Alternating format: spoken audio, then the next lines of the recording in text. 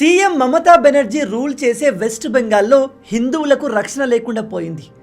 ఈ రాష్ట్రంలో ముస్లిమ్స్ హిందువులను టార్గెట్ చేసి చంపుతున్నారు. వాళ్ళ ఇళ్లను, షాపులను తగలబెడుతున్నారు. ఇంత జరుగుతుంటే అక్కడి పోలీసులు, రాజకీయ నాయకులు, ఎస్పెషల్లీ ఈ మమతా బెనర్జీ పార్టీకి చెందిన లీడర్లు సినిమా చూసినట్టు చూస్తున్నారు, కానీ హిందువుల్ని కాపాడే ప్రయత్నం చేయలేదు.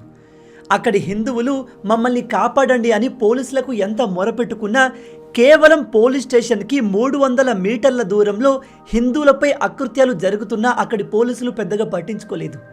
నేను ఈ విషయాలు గాల్లో చెప్పట్లేదు. కలకత్తా హైకోర్టు పబ్లిష్ చేసిన ఇన్వెస్టిగేషన్ రిపోర్ట్లో ఈ విషయాలు ఉన్నాయి. మీ అందరికీ తెలిసే ఉంటుంది, రీసెంట్గా వక్ఫ్ అమెండ్మెంట్ బిల్ పాస్ అయింది. దానికి అగెన్స్ట్గా వెస్ట్ బెంగాల్లో కొంతమంది ముస్లింలు ప్రొటెస్ట్ చేస్తూ ఒక హిందూ ఫ్యామిలీలో తండ్రి కొడుకుల్ని నరికి చంపేశారు. ఆ తర్వాత ఆ విలేజ్లో ఉన్న దాదాపు 110 హిందూ ఇళ్లను తగలబెట్టేశారు. ఈ వైలెన్స్ హిందువుల్ని టార్గెట్ చేసే జరిగింది. అయినా కూడా మేడం గారు ఏం జరగనట్టు నోరు మూసుకొని ఉన్నారు. ఎక్కడ తమ ఓట్లు తగ్గిపోతాయేమో అని ఈ వైలెన్స్ చేసిన తమ పార్టీ లీడర్లపైన కూడా యాక్షన్ తీసుకోలేదు. అసలు విషయం ఏమిటంటే, ఇక్కడ కనిపిస్తున్న ఈ మ్యాప్ని చూడండి. బంగ్లాదేశ్ బార్డర్కి ఆనుకొని మన వెస్ట్ బెంగాల్లో ముర్షిదాబాద్ అనే డిస్ట్రిక్ట్ ఉంది. మీ అందరికీ తెలుసు, మమతా బెనర్జీ గత కొన్ని సంవత్సరాలుగా యాంటీ బీజేపీ, యాంటీ ఇండియా స్టేట్మెంట్లు ఇస్తుంది. ఈమె పవర్లోకి రావడానికి ఒక పర్టికులర్ కమ్యూనిటీని ఓటు బ్యాంక్ లాగా యూజ్ చేసుకుంటుంది. అండ్ మన పక్కనే ఉన్న ఈ దిక్కుమాలిన బంగ్లాదేశ్ నుంచి భారీ ఎత్తున ముస్లిమ్స్ ఇల్లీగల్గా బార్డర్ దాటి వెస్ట్ బెంగాల్లో సెటిల్ అవుతున్నారు. ఈ బార్డర్ ఏరియాలో కనిపించే అన్ని జిల్లాల్లో మెల్లమెల్లగా హిందువులు మైనారిటీగా మారుతున్నారు. ఇల్లీగల్ బంగ్లాదేశీలు వెస్ట్ బెంగాల్లో ఎంటర్ అయి ఫేక్ ఓటర్ ఐడీలు, పాస్పోర్ట్లు, ఆధార్ కార్డులు తయారు చేసుకుని అక్కడే సెటిల్ అవుతున్నారు. ఈ విషయం మమతా బెనర్జీకి బాగా తెలుసు, కానీ ఆమె ఎటువంటి యాక్షన్ తీసుకోదు. ఎందుకంటే ఇలా వచ్చిన ప్రతి ఒక్కరూ ఈమెకు, ఈమె పార్టీకి ఓటు వేస్తారు. ఎందుకంటే ఆ రాష్ట్రంలో ఉన్న అపోజిషన్ పార్టీ బీజేపీ ఎలాగో బయట దేశం వాళ్ళను మన ఇండియాలో ఉండనివ్వదు. కాబట్టి వాళ్ళు ఇక్కడే సెటిల్ అవ్వడానికి ఈ మమతా బెనర్జీకి ఓటు వేస్తారు. అందుకే ఆమె వీళ్ళపైన ఎటువంటి యాక్షన్ తీసుకోదు. అయితే బంగ్లాదేశ్ నుంచి వచ్చిన అందరూ ముస్లిమ్సే ఉంటారు. వీళ్ళు మెల్లమెల్లగా ఈ బార్డర్ ఏరియాలో ఉన్న అన్ని జిల్లాల్లో సెటిల్ అయిపోయి అక్కడ మెజారిటీగా మారుతున్నారు. వాళ్ళ పాపులేషన్ విపరీతంగా పెరుగుతుంది. ఎప్పుడైతే మన దేశంలో ఈ ఇల్లీగల్ ఇమిగ్రెంట్స్కి అగెన్స్ట్గా చట్టాలు వస్తాయో, ఉదాహరణకి సిఏఏ, ఎన్ఆర్సీ లాంటి చట్టాలు తెస్తామని గవర్నమెంట్ ట్రై చేసిన ప్రతిసారి వీళ్ళంతా రోడ్డుపైకి వచ్చి మేము ఇండియన్ ముస్లిమ్స్ అని చెప్పుకుంటూ గవర్నమెంట్ ప్రాపర్టీస్ని, బస్సుల్ని, ఆఫీసుల్ని తగలబెడుతున్నారు. సేమ్ ఇలాగే రీసెంట్గా వక్ఫ్ అమెండ్మెంట్ బిల్ పాస్ అవ్వడంతో ఈ ప్రాంతంలో ఉన్న ముస్లింలు ఆ బిల్కి అగెన్స్ట్గా ప్రొటెస్ట్ చేయడం మొదలుపెట్టారు.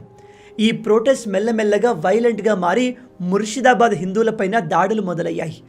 ఈ న్యూస్ బయటకు వచ్చినప్పుడు మన దేశంలో ఉన్న సెక్యులర్ మేధావులు, లేదు హిందువులపైన దాడులు జరగలేదు, అవి నార్మల్గా జరిగిన లోకల్ క్లాషెస్, అందులో హిందూ ముస్లిం యాంగిల్ లేదు అని చెప్పారు. అయితే కలకత్తా హైకోర్టు దీనిపైన ఒక కమిటీని ఏర్పాటు చేసి అసలేం జరిగిందో పూర్తిగా ఇన్వెస్టిగేట్ చేసి రిపోర్ట్ని సబ్మిట్ చేయాల్సిందిగా ఆర్డర్ పాస్ చేసింది. ఇప్పుడు ఆ రిపోర్ట్ బయటకు వచ్చింది. ఆ రిపోర్ట్లో ఎవరు ఎక్స్పెక్ట్ చేయని షాకింగ్ విషయాలు ఉన్నాయి. మీరు ఇక్కడ ఆర్టికల్లో చూడవచ్చు. Hindus targeted, local cops inactive and absent, Murshidabad violence report. ఈ రిపోర్ట్లో చాలా క్లియర్గా మెన్షన్ చేశారు, ఈ వైలెన్స్లో ముస్లిం గ్రూప్స్ హిందువుల్ని టార్గెట్ చేసి దాడులు చేసింది అని. లోకల్ పోలీసులు ఈ వైలెన్స్ని చూశారు, కానీ దాడులకు గురవుతున్న హిందువుల్ని కాపాడే ప్రయత్నం చేయలేదు.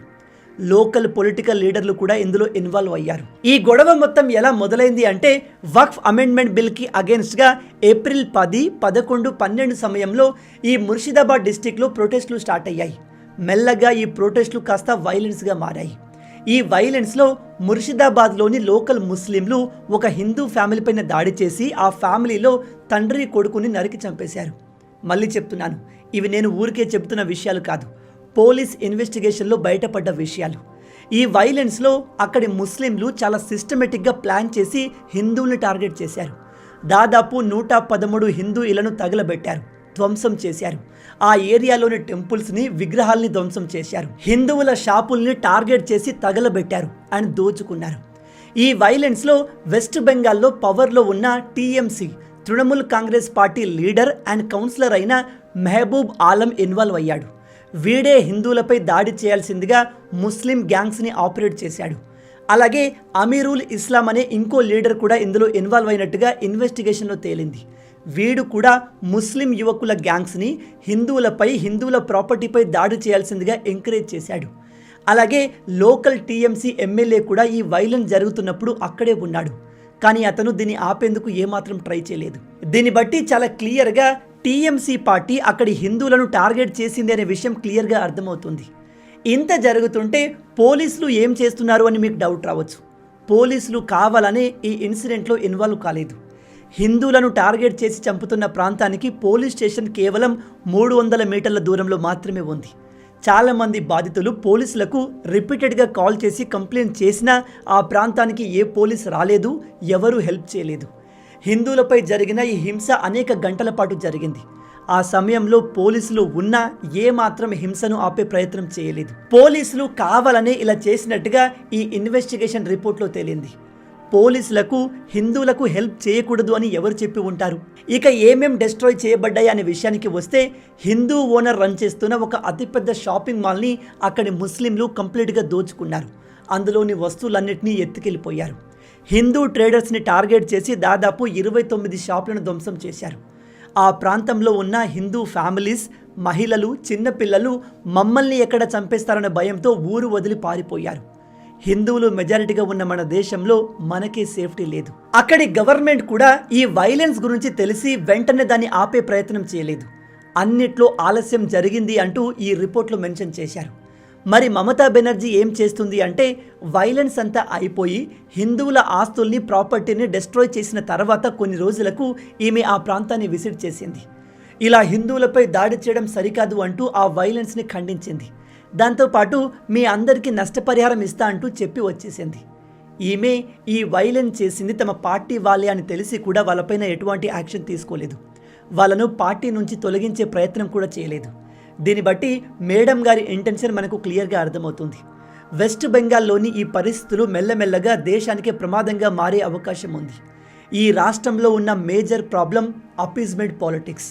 ఈమె ఎలక్షన్స్లో గెలవాలి, మళ్ళీ పవర్లోకి రావాలి అంటే ఆ రాష్ట్రంలో ఉన్న మైనారిటీ కాదు second biggest majority community support ఈమెకు కావాలి. అందుకోసం ఈమె ఎంతమంది హిందువుల్ని బలి చేయడానికైనా రెడీగా ఉన్నట్టు అనిపిస్తుంది. అండ్ ఈ రాష్ట్రంలో ఉన్న ఇంకో ప్రాబ్లం ఏమిటంటే, ఇక్కడ ఉన్న మెజారిటీ ముస్లిమ్స్ ఇండియన్స్ కాదు. వీళ్ళంతా ఇల్లీగల్గా బార్డర్ దాటి వచ్చిన వాళ్ళు. బార్డర్ దాటి వచ్చిన వాళ్ళను పట్టుకోవడానికి ఈమె ఏమాత్రం ట్రై చేయట్లేదు. ఎందుకంటే ఎంత ఎక్కువ మంది వస్తే ఈమెకు అంత బెనిఫిట్ జరుగుతుంది. కాబట్టి ఈ రాష్ట్రంలో ఇల్లీగల్ ముస్లిం ఇమిగ్రెంట్స్ల పాపులేషన్ విపరీతంగా పెరుగుతుంది. ఇది మెల్లమెల్లగా దేశానికే ప్రమాదంగా మారుతుంది. అందుకే రీసెంట్గా హోమ్ మినిస్టర్ అమిత్ షా గారు అన్ని రాష్ట్రాల ప్రభుత్వాలకు, యూనియన్ టెరిటరీస్కి ఈ ఇల్లీగల్ ఇమిగ్రెంట్స్ని ఐడెంటిఫై చేయాల్సిందిగా ఆర్డర్లు పాస్ చేశారు. రాబోయే 30 రోజుల్లోనే అన్ని రాష్ట్ర గవర్నమెంట్లు తమ రాష్ట్రాల్లో ఉన్న ఇల్లీగల్ ఇమిగ్రెంట్స్ని ఐడెంటిఫై చేయాలి. వాళ్ళందరినీ దేశం నుంచి వెళ్ళగొడితే కానీ మన దేశంలో హిందూ ముస్లిం గొడవలు జరగవు. ఇక్కడ నేను మీకు ముస్లింలను హేట్ చేయమని చెప్పట్లేదు. కానీ చాలా రిపోర్ట్స్ ప్రకారం, చాలామంది నిపుణుల ప్రకారం ఈ వక్ఫ్ అమెండ్మెంట్ బిల్కి, సిఏఏ, ఎన్ఆర్సీ లాంటి ఇంపార్టెంట్ బిల్స్కి అగెన్స్ట్గా ప్రొటెస్ట్ చేస్తూ రోడ్లపైకి వచ్చి గొడవలు పెట్టే మ్యాక్సిమం ముస్లిమ్స్ మన ఇండియన్ ముస్లిమ్స్ కాదు. వీళ్ళంతా ఇల్లీగల్గా ఇండియాకు వచ్చి సెటిల్ అయిన వాళ్ళు. మ్యాక్సిమం మన ఇండియన్ ముస్లిమ్స్ గవర్నమెంట్ తీసుకువచ్చే ఇలాంటి చట్టాలకు సపోర్ట్ చేస్తారు. కొన్ని రిపోర్ట్స్ ప్రకారం మన దేశంలో దాదాపు 3 కోట్ల కంటే ఎక్కువ మంది ఇల్లీగల్ ఇమిగ్రెంట్స్ పాకిస్తాన్, బంగ్లాదేశ్ నుంచి వచ్చి ఇక్కడే సెటిల్ అయిపోయారు. వీళ్ళను మన దేశంలో అపీజ్మెంట్ పాలిటిక్స్ చేసే పార్టీలు ఓటు బ్యాంకుగా యూజ్ చేసుకొని దేశాన్ని సర్వనాశనం చేస్తున్నాయి. అందుకే మీ అందరికీ నా రిక్వెస్ట్ ఏమిటంటే, ఒకవేళ మీ చుట్టుపక్కల ఇల్లీగల్ ఇమిగ్రెంట్స్ ఉన్నట్టు అనిపించినా, రోహింగ్యాలు సెటిల్ అయినట్టు కనిపించినా వెంటనే దగ్గరలో ఉన్న పోలీస్ స్టేషన్కి ఇన్ఫామ్ చేయండి. ఆల్రెడీ స్టేట్ గవర్నమెంట్స్ ఇదే పనిలో ఉన్నాయి. మన గవర్నమెంట్కి, పోలీస్ వ్యవస్థకు హెల్ప్ చేయండి. వాళ్ళు ఎక్కడ కనిపించినా ఇన్ఫామ్ చేయండి. అండ్ వెస్ట్ బెంగాల్లో హిందువులను టార్గెట్ చేసి దాడులు చేయడం గురించి మీరేమనుకుంటున్నారు? అక్కడి ముఖ్యమంత్రి అయిన మమతా బెనర్జీపై మీ ఒపీనియన్ ఏంటి? అండ్ ఇలాంటి ఇన్సిడెంట్లు మళ్ళీ రిపీట్ కాకుండా ఉండాలంటే సెంట్రల్ గవర్నమెంట్ ఎటువంటి యాక్షన్ తీసుకుంటే బాగుంటుంది? మీ ఆలోచనల్ని కింద కామెంట్లో చెప్పండి. మొత్తంగా ఇవే ఈ వీడియోకి సంబంధించిన పూర్తి విషయాలు. ఈ వీడియో మీకు నచ్చింది అనుకుంటున్నాను. నచ్చితే అలా ఊరికే చూసి వెళ్ళిపోకుండా వీడియోని లైక్ చేయండి. ఈ వీడియోకి నేను మీకు ఇచ్చే లైక్స్ టార్గెట్ 10,000 లైక్స్. చాలా ఈజీ, సింపుల్గా చేసేయండి. అండ్ ఇలాంటి మరిన్ని ఇంట్రెస్టింగ్ వీడియోస్ కోసం మన ఛానల్ని సబ్స్క్రైబ్ చేసి మమ్మల్ని సపోర్ట్ చేయొచ్చు కదా. ఇది మీకు కంప్లీట్లీ ఫ్రీ, కానీ మీరు చేసే ప్రతి ఒక్క లైక్ అండ్ సబ్స్క్రిప్షన్ మాకు మరిన్ని వీడియోస్ చేయడానికి ఒక మోటివేషన్లా ఉంటుంది. కాబట్టి వీడియోని లైక్ చేసి ఛానల్ని సబ్స్క్రైబ్ చేయడం మర్చిపోవద్దు. రాబోయే వీడియోలో ఇంకో ఇంట్రెస్టింగ్ టాపిక్తో మళ్ళీ కలుద్దాం. అంటిల్ దెన్, జై హింద్.